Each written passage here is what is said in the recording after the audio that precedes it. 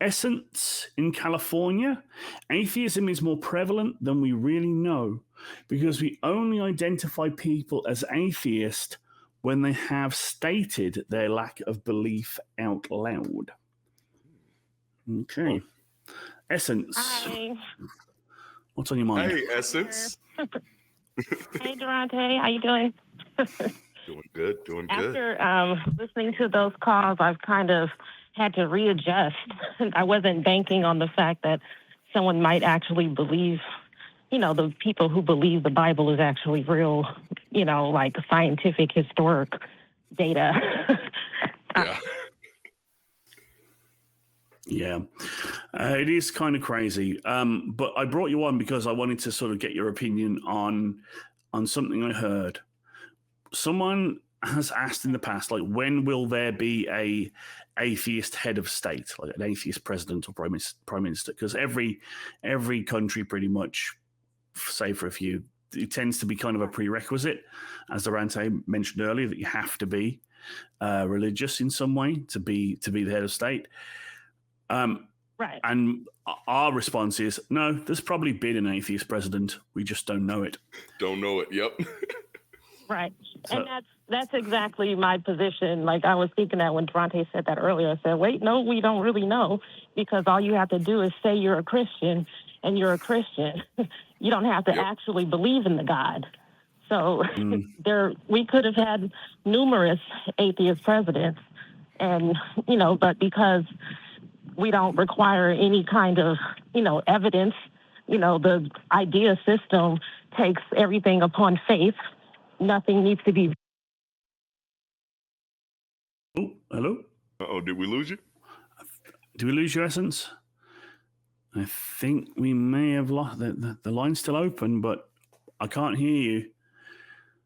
I will say that was absolutely a fair point, and she is definitely right. As a matter of fact, there are plenty of people who are atheists when they do decide to run for office. They just decide to, just say the words, because they know, like you just said, all I have to do is say the words.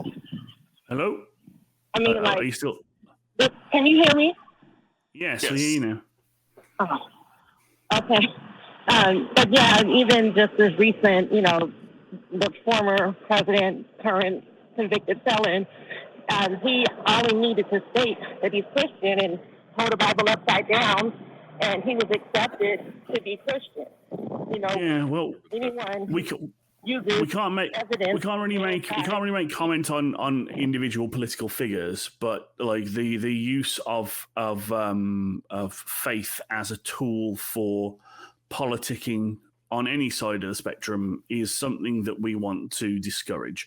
The separation of religion and government. I don't think that being a good God-fearing Christian should be any kind of point on a candidate's plus points, or Allah-fearing Muslim or Buddha. Do Buddhists feel Buddha?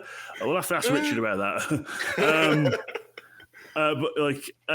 So we're on board with you there, Essence, that getting the religion out of politics, but also getting the religion, allowing atheists to be atheist openly is absolutely what we're all about, because there's a lot of people out there that are performatively religious, because if they weren't, they would be on a spectrum of ostracized to actually fucking killed, depending on where you live. Right. Yes.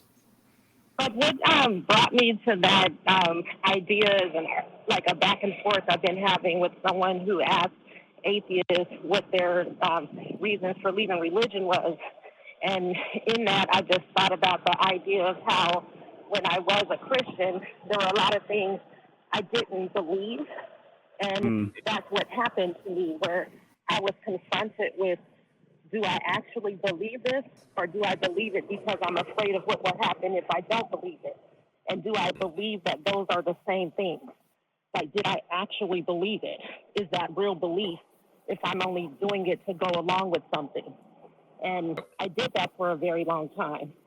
It's my position that a lot of people are doing that.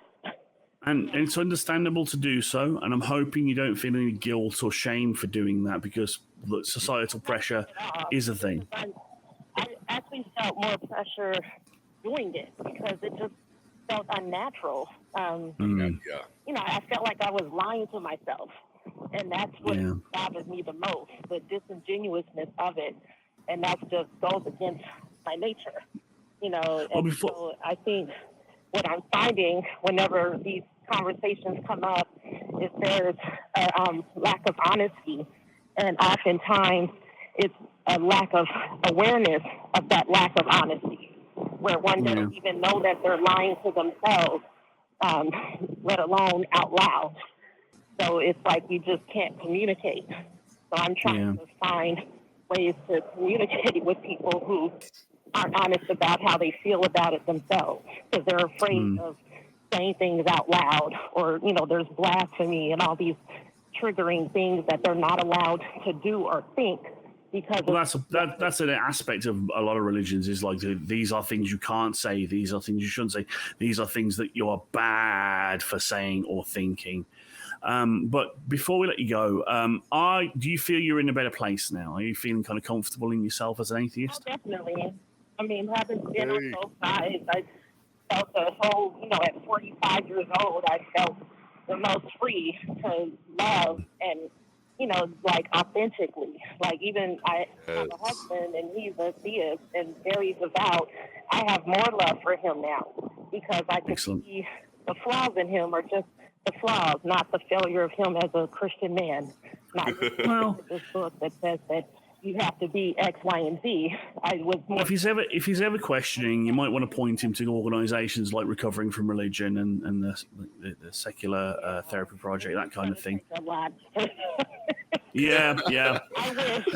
I mean, but we've gotten to a point where we can talk about some things, and some things we just kind of. But he has a lot of fear, indoctrination in his background, and so it's a bit more challenging to overcome that. So I'm sensitive to his needs when it, you know, I want him to be okay. So, and then I also have an intrinsic sense of like my own self, like who I am.